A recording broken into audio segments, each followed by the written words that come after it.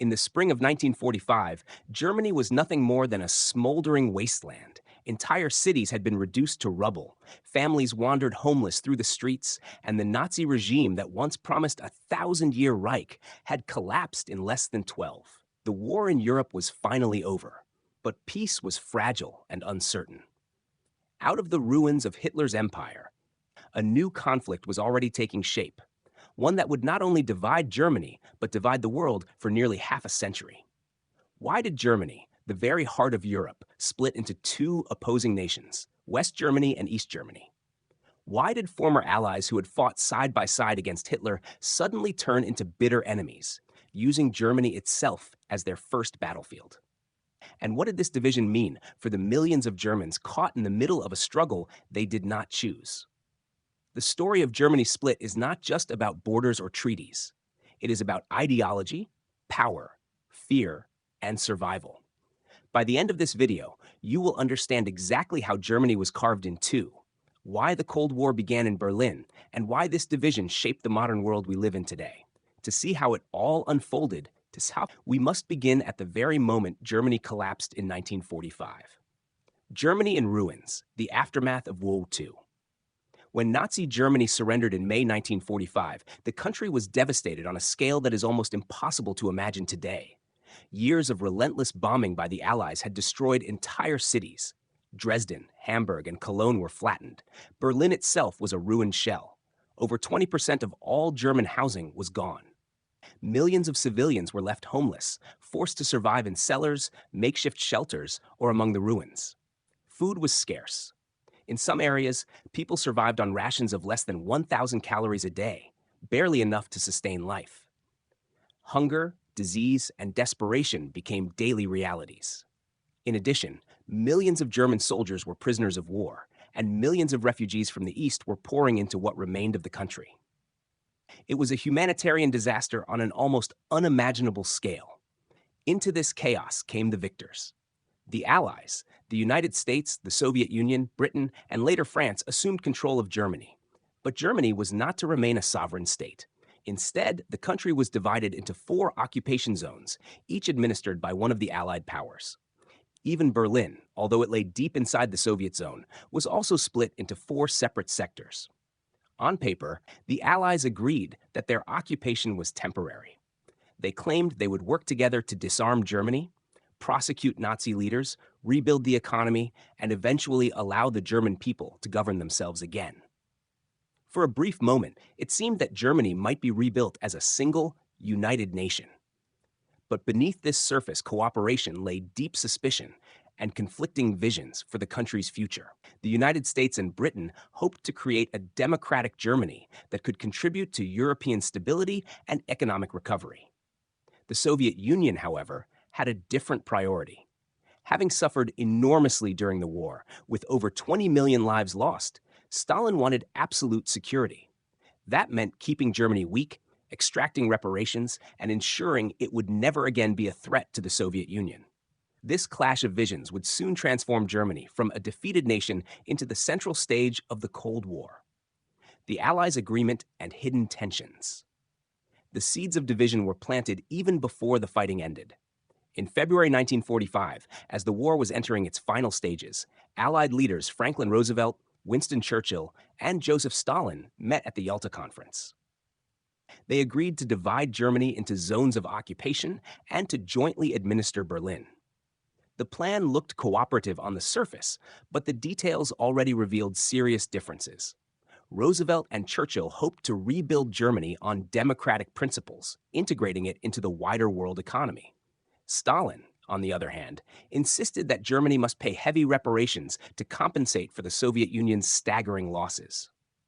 He also wanted to shape the eastern half of Europe into a buffer zone of communist states loyal to Moscow. For him, controlling his share of Germany was a vital step in achieving that goal. By July 1945, the war was over in Europe, and the leaders met again at Potsdam.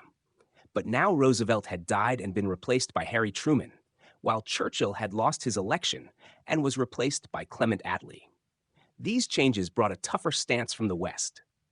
Truman distrusted Stalin deeply and was far less willing to compromise. At the same time, the United States had just tested the atomic bomb, giving it an overwhelming military advantage. The atmosphere at Potsdam was tense. The Allies agreed on the broad principles of demilitarizing and denazifying Germany, but unity was already unraveling. Each power interpreted the agreements in its own way. In the Western zones, the United States and Britain encouraged limited economic recovery, allowing industries to resume production. In the Soviet zone, factories were dismantled and shipped to the USSR as reparations. The result was two very different paths of reconstruction. Berlin, meanwhile, was an especially dangerous flashpoint. The city lay entirely inside the Soviet zone, yet it was divided among all four powers. This meant that Western forces were effectively isolated, occupying an enclave within territory controlled by Stalin. For the moment, cooperation continued, but it was fragile and built on mistrust. Both sides were beginning to prepare for confrontation. The promises of Yalta and Potsdam gave the illusion of unity, but in reality, the occupation zones were drifting apart. Two opposing systems were already taking shape, even before Germany was formally divided. The question was no longer whether Germany would remain united, but how and when the split would occur. The Cold War begins, East versus West. By 1947, the facade of Allied unity had collapsed. The Cold War had begun, and Germany became its first battleground. The United States announced the Truman Doctrine, pledging to contain the spread of communism. Soon after, Washington unveiled the Marshall Plan, a massive program of economic aid to rebuild war-torn Europe. Billions of dollars flowed into Western Europe, including the Western occupation zones of Germany. The logic was simple. A prosperous Germany would resist communist influence, while a weak, starving Germany might embrace it. For the West, rebuilding Germany was not only about recovery, it was about preventing the spread of Soviet power across Europe. Stalin saw the Marshall Plan very differently. To him, it was an American strategy to dominate Europe through economic dependence. He rejected any aid for the Soviet Union or its satellite states and forbade Eastern European countries from participating. Instead, the Soviet Union tightened its control over its occupation zone in Germany. Industries were nationalized, land was redistributed, political opposition was crushed, and a socialist system was put in place. This created a stark contrast. In the Western zones, economic recovery was beginning, fueled by American support and a push toward democratic governance. In the Eastern zone, a communist state was taking shape, closely aligned with Moscow. The two Germanys were already forming in practice, even if they were not yet formalized on paper. Berlin became the symbol of this growing divide. West Berlin, though surrounded by the Soviet zone, was supplied and supported by the West. East Berlin was firmly under Soviet control. Families, friends, and neighbors could live within walking distance of each other, yet find themselves in entirely different worlds, one capitalist, the other communist. By the late 1940s, it was clear that Germany's future would not be a single united state. Instead, it would become two separate nations, standing on opposite sides of the Iron Curtain. The rivalry between East and West had only just begun, and Germany was at its very center. The official division, birth of East and West Germany. By 1948, the cracks between the Allies had grown into chasms. The United States, Britain, and France moved to merge their zones into a single economic unit. They introduced the Deutsche Mark, a new currency designed to stabilize the economy and kickstart recovery. For many Germans in the Western zones, this was a turning point. Shops suddenly had goods on their shelves again. Black markets began to disappear, and people regained hope that normal life might return. But to Stalin, this move was a direct threat.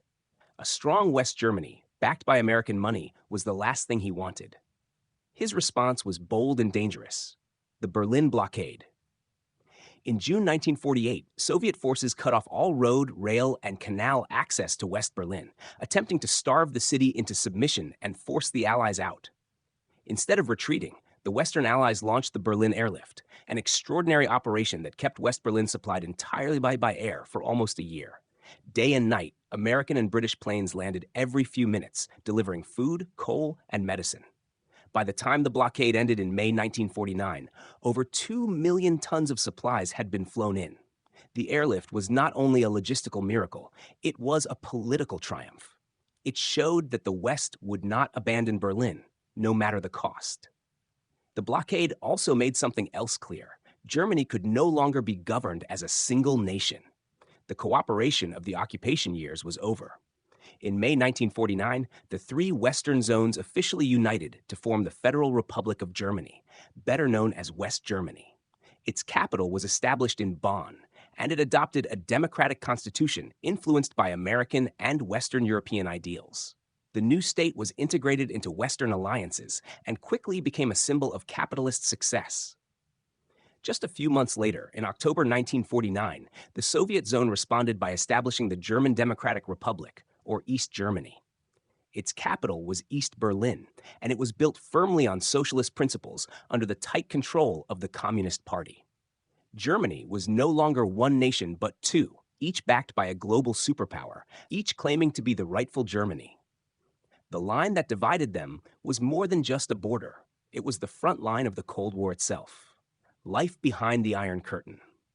Once the two German states were created, their paths diverged rapidly. Life in West Germany became defined by recovery and opportunity. The Marshall Plan had injected billions of dollars into the economy, and by the 1950s, the country was experiencing what came to be called the Wirtschaftswunder, or economic miracle. Factories were rebuilt, exports soared, and living standards rose at a pace few could have imagined in 1945. Ordinary families began to enjoy consumer goods, cars, radios, and eventually televisions. West Germany became a prosperous democracy, integrated with Western Europe and aligned firmly with the United States and NATO. Life in East Germany told a very different story. The new state was tightly controlled by the Socialist Unity Party, loyal to Moscow. The economy was centrally planned, industries were nationalized, and production quotas were enforced. While East Germany was one of the more developed economies within the Eastern Bloc, shortages of consumer goods were common, and political freedoms were severely restricted. Criticism of the government could lead to arrest, surveillance, or worse. The contrast between the two Germanys was especially visible in Berlin. West Berlin, though surrounded by communist territory, thrived with Western support. East Berlin, by contrast, reflected the authoritarian structure of the East German state. For many families, the division was not abstract, it was personal. Parents, siblings, and friends could find themselves living in two countries separated by little more than a street or a river. The difference in living conditions soon became too much for many East Germans to ignore. By the late 1950s, hundreds of thousands were fleeing to the west through Berlin, seeking better opportunities and greater freedoms. For East Germany, this was a crisis. Losing skilled workers and young people threatened the stability of the state itself. The East German government needed a solution, and the Soviet Union supported it. That solution would become the most infamous symbol of the Cold War, a wall cutting directly through Berlin. The Berlin Wall, a physical symbol of division. On the morning of August 13, 1961, Berliners awoke to find their city transformed. Barbed wire barriers and armed soldiers blocked the streets dividing east and west. Within days, the wire was replaced with concrete. The Berlin Wall was born. What began as a desperate attempt to stop the exodus of East German citizens quickly became one of the most powerful symbols of the Cold War. The wall stretched for more than 150 kilometers, encircling West Berlin entirely. Watchtowers, guard dogs, and armed patrols ensured that few who tried to escape survived. Families were split, communities were severed, and the divide that had once been political now became painfully physical. For the West, the wall was proof of communism's failure. As President John F. Kennedy famously said, "Freedom has many difficulties, but democracy is not one of them. We have never had to put a wall up to keep our people in." For the East, the wall was presented as a necessary anti-fascist protective barrier, though few believed the propaganda.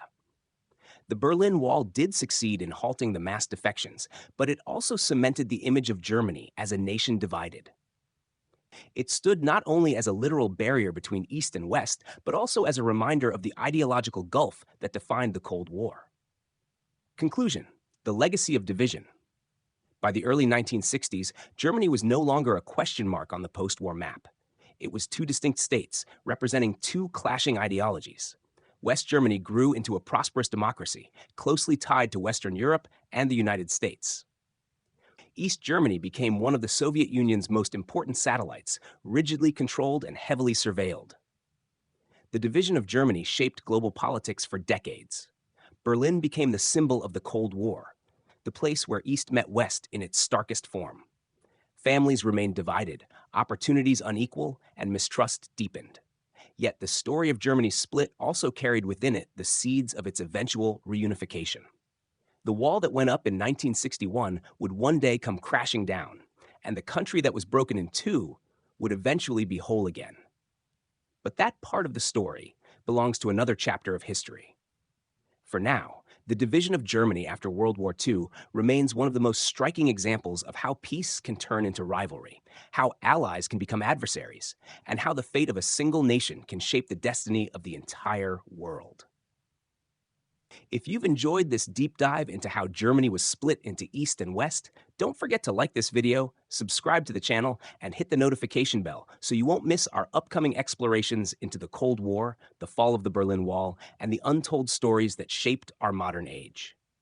And as we end, consider this question. Was Germany's division inevitable, or could history have taken a different path if trust had triumphed over fear?